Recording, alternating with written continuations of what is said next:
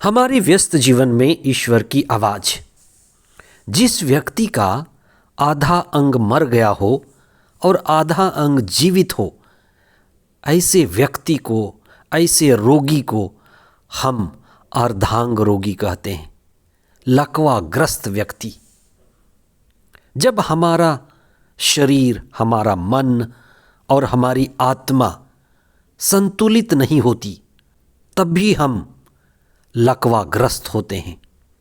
आज हम इस पर विशेष चिंतन करें कि कहीं हम आध्यात्मिक रूप से लकवाग्रस्त तो नहीं हैं। सामान्य काल 12 जनवरी 2024 शुक्रवार। पहला पाठ नबी सामुएल का पहला ग्रंथ, अध्याय 8, पद संख्याएं 4 से 7 तथा 10 से 22 तक। संत मार्कुस का सुसमाचार, अध्याय 2, पद संख्याएं 1 से 12 तक। कहा जाता है, हम जिसके साथ रहते हैं वैसा ही हो जाते हैं।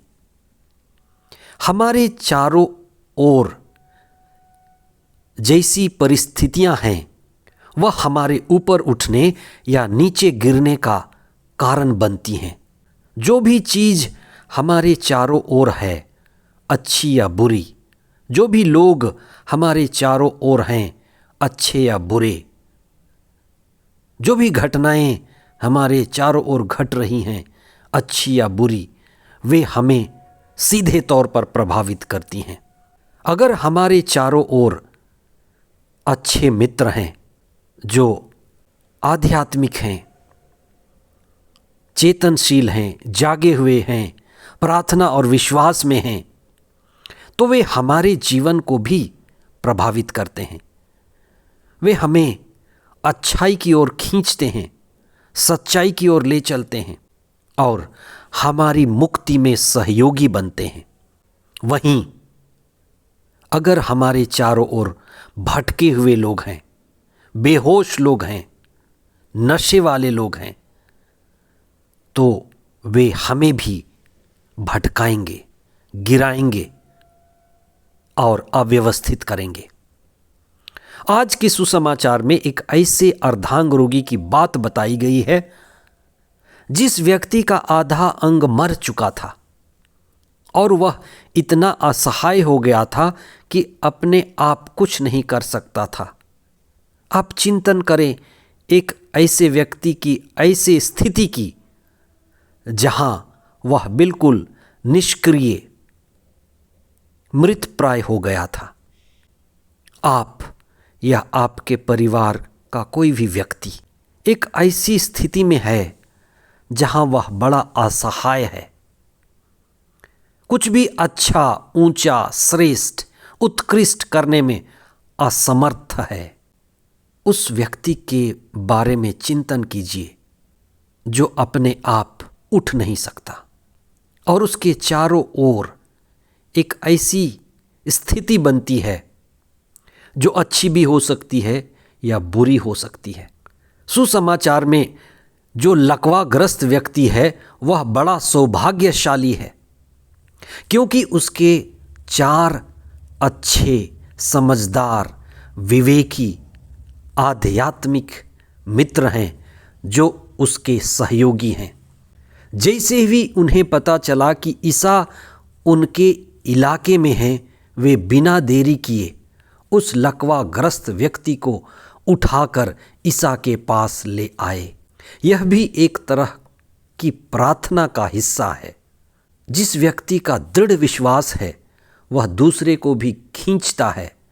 पति या पत्नी का दृढ़ विश्वास एक दूसरे को खींचने का कारण बनता है। अगर आप सत्य और चेतना और आत्मा को समर्पित हैं तो दूसरों को भी सीधे तौर पर प्रभावित करते हैं। आप दूसरों की मुक्ति के कारण बनते हैं। उन मित्रों की निस्वार्थ सेवा वास्तव में असली सेवा है। उनका विश्वास अद्भुत है, इतना ऊंचा कि छप्पर खोल दे। आज आप चिंतन करें कि आपके चारों ओर कैसे मित्र रहते हैं, किन लोगों के साथ आपका, आपके परिवार का, आपके बच्चों की संगति है? क्या आपके मित्र आपको ऊपर उठाने वाले हैं? ऐसे मित्र हैं जो आपके परिवार को ऊपर उठा रहे हैं? आपके बच्चों के ऐसे मित्र हैं जो उन्हें ऊपर उठा रहे हैं? अगर ऐसे मित्र हैं तो आप उनकी संगति बढ़ा दें। लेकिन अगर आपके चारों ओर गिराने वाले लोग हैं, गिरे हुए लोग हैं, बेहोश लोग हैं, तो आप जागें, समझदार बने, उनसे बचें। आपके मित्र कौन हैं? आखिर आपके मित्र आपके उठने और आपके गिरने में सीधे तौर पर सहयोगी होते हैं। आज आप इस पर चिंतन करें कि हमारा आध्यात्मिक जीवन कैसा है? कहीं लकवाग्रस्त तो नहीं है? हमारे विश्वास की स्थिति क्या है? आध्यात्मिक लकवा से बचें। अपने चारों ओर उन लोगों को रखें, उन रिश्तों को बढ़ावा दें जो आपको ऊपर उठने में, आपके और आपके परिवार की मुक्ति में सहायक और सहयोगी हैं। आज के पहले पाठ में सामुएल का बूढ़ा होना इस्राएलियों के लिए अभिशाप बन गया। आप इस पर चिंतन करें कि नबी सामुएल मात्र एक व्यक्ति नहीं है। नबी सामुएल एक व्यवस्था है, एक परिस्थिति है, एक सिस्टम है। उसका बूढ़ा होना व्यवस्था का पुराना होना है, सिस्टम का पुराना होना है। वक्त के साथ सब बदलता है। अगर हम चेतनशील हैं तो वक्त के साथ हमें अच्छाई के लिए बदलना है। परिस्थिति बदलती है, क्या आप अच्छाई के लिए बदल रहे हैं?